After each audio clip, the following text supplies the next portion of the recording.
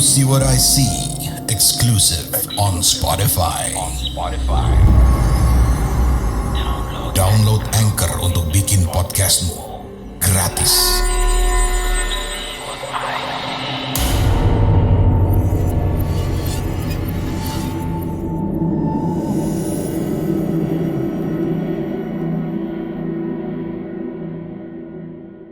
Assalamualaikum warahmatullahi wabarakatuh, warga Skaudi semua. Ketemu lagi bareng saya Raden Ruli. Kali ini di Kamis Misteri bersama Kaskus, yang akan menceritakan sebuah pengalaman seseorang ketika singgah ke rumah kakeknya. Nah, seperti apa ceritanya? Jangan lupa untuk di-subscribe dulu channel ini, dinyalakan lonceng notifikasinya, dan dibagikan ke teman-teman yang juga suka dengan cerita horor. Langsung aja, ini dia Kamis Misteri.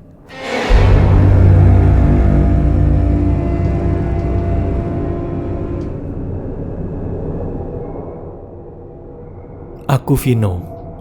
Aku punya sebuah cerita misteri mengenai rumah kakek. Aku adalah seorang pelajar SMA kelas 12 yang bersekolah di salah satu sekolah negeri di Yogyakarta.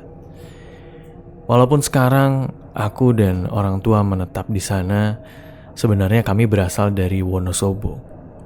Di Wonosobo terdapat rumah kakekku yang sampai saat ini masih ditempati oleh mereka. Dan alhamdulillah kakek dan nenek masih dalam kondisi yang sehat. Suatu hari, ketika sekolah libur 2 pekan, pasca ujian terakhir semester dan tahun baru, kami sekeluarga mudik menggunakan mobil pribadi. Aku, adik perempuanku yang masih sekolah SD, dan tentunya kedua orang tuaku.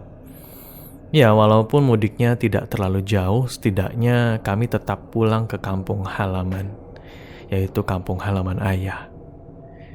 Rumah kakek ini berada di sebuah desa yang rata-rata penduduknya petani. Suasana di sini masih asri karena dekat dengan pegunungan. Sesampainya di sana, kami bercengkrama seperti biasa. Tidak lupa juga menyapa para tetangga yang letaknya berada beberapa meter dari rumah kakek.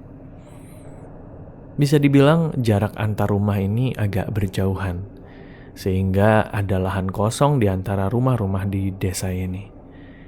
Biasanya dipakai untuk menaruh kandang ayam ataupun menyimpan kayu-kayu yang tidak terpakai. Rumah kakek juga bisa dibilang rumah yang sudah tua ya. Tapi kata ayah, biarpun sudah tua, rumah ini pondasinya sangat kuat. Terakhir ke rumah kakek ini sekitar 1 tahun yang lalu. Kalau kesini, kami biasanya nggak lama-lama. Ya paling cuma 3 atau 4 hari.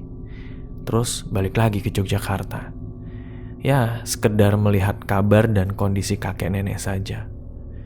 Dulu, sewaktu aku dan orang tua masih tinggal di sini, aku sering sekali main di sekitar rumah nenek. Ke kebun, ke sawah, dan bukit-bukit kecil yang sebenarnya dilarang oleh ayah dan ibu karena katanya berbahaya. Ya, gak tahu bahayanya kenapa. Mungkin cuma nakut-nakutin aja ketika waktu saya kecil ya. Malam itu, kami semua makan malam bersama. Di meja makan. Bersama kakek, nenek. Dan tak hanya itu, ada juga bibi yang bernama Bi Asri. Dia tinggal bersama kakek dan nenek.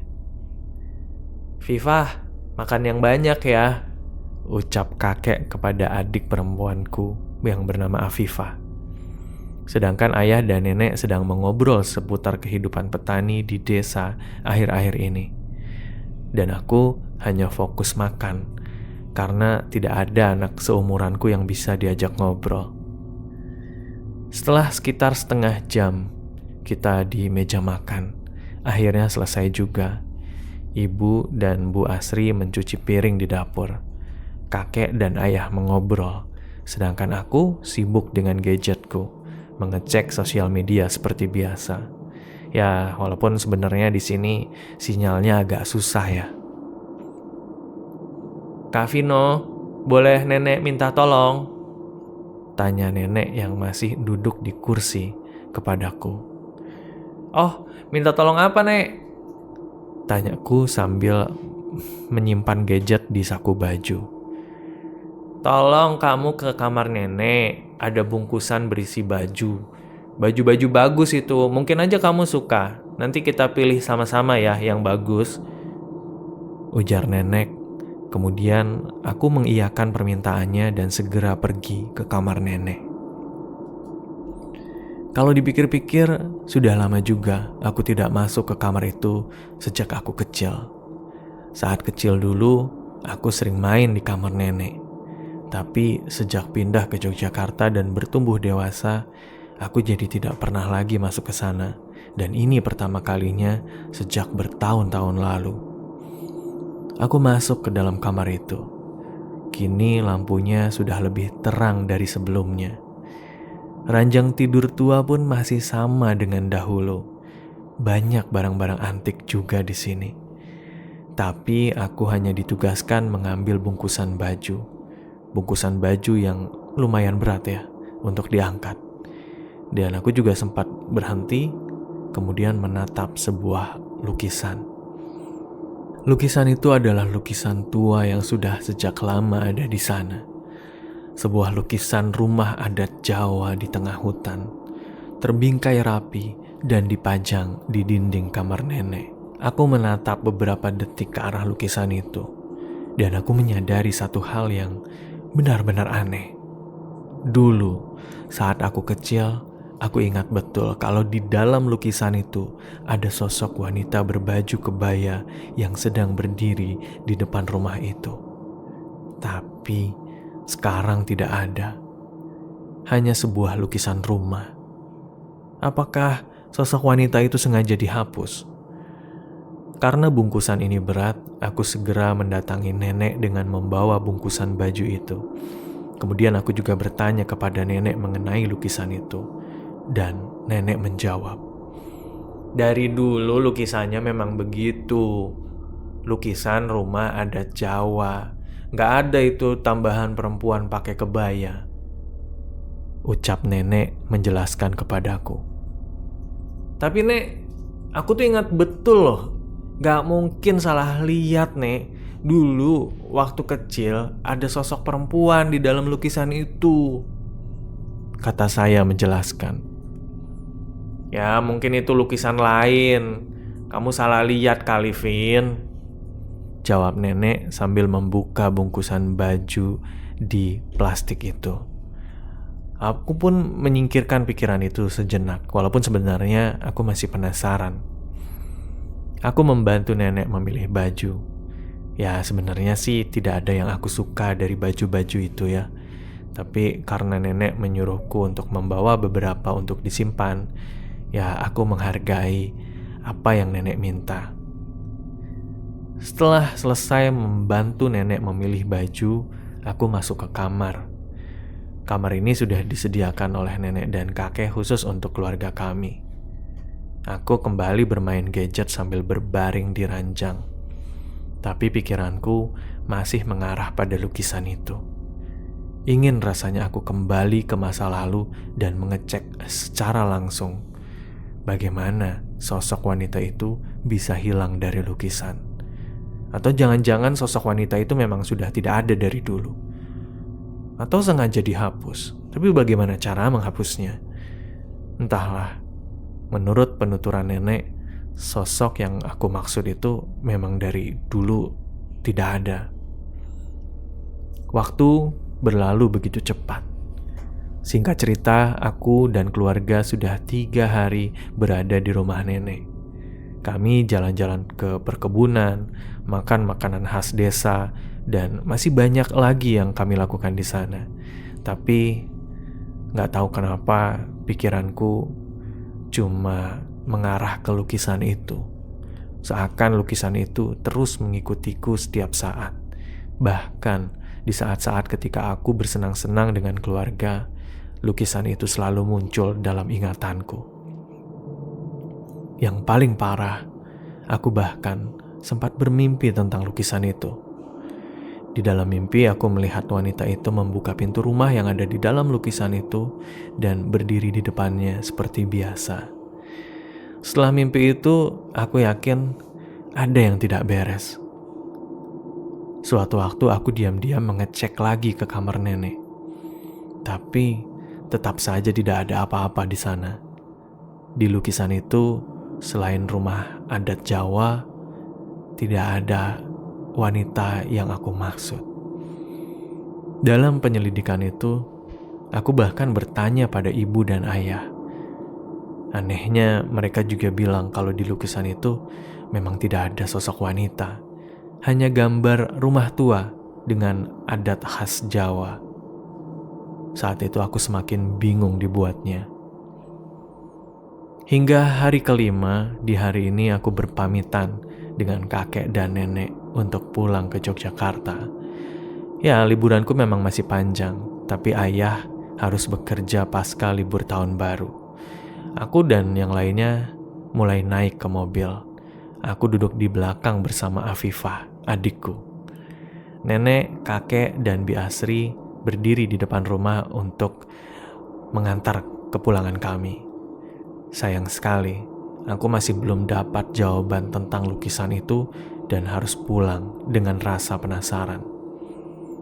Kemudian, tiba-tiba Afifah nyeletuk. "Ih, cantik banget ya kakak yang itu yang pakai kebaya," ucap Afifah sambil melihat dan menunjuk ke arah luar jendela mobil. "Siapa yang pakai kebaya?" tanya saya sambil menatap layar ponsel. "Itu kak, itu perempuan yang pakai kebaya. Itu loh, yang ada di depan rumah," jawab Afifah yang sontak membuatku kaget. "Itu kan yang ada di kamar nenek juga kan?" Hah? Aku kaget. Bagaimana Afifah bisa tahu kalau lukisan itu ada sosok perempuannya? Padahal kan jelas-jelas sudah tidak ada. "Lukisan yang mana? Emang kamu lihat apa?" tanya saya sambil berbisik. "Itu yang ada di kamar nenek, lukisan perempuan yang di depan rumah adat itu loh kak," jawab Afifah. Aku pun semakin terkejut dengan penuturannya. Ternyata Afifah tahu tentang lukisan itu dan dia melihat sosok perempuan yang mungkin sama dengan yang aku lihat. Setelah menatap layar handphone, aku kemudian menengok keluar jendela mobil. Dan aku melihat kakek dan nenek dan aku kemudian merinding. Ada sosok perempuan memakai kebaya hijau, rapih dengan konde dan bunga-bunga. Perempuan itu berdiri di antara kakek dan nenek, sedang menatap ke arah kami. Kakinya melayang di atas tanah, wajahnya pucat. Bagian bawah matanya menghitam dan sorot matanya juga menakutkan. Dan anehnya, tidak ada yang menyadari kehadiran sosok itu. Padahal saat itu matahari masih terang.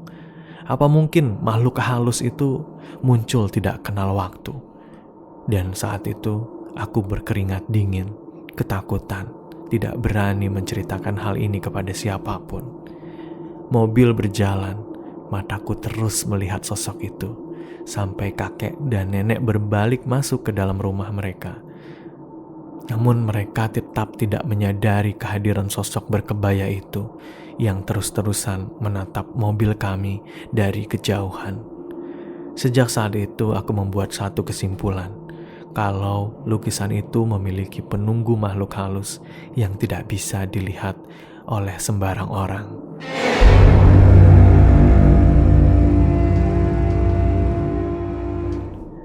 Itu dia untuk Kamis Misteri episode kali ini. Sampai ketemu lagi di episode selanjutnya.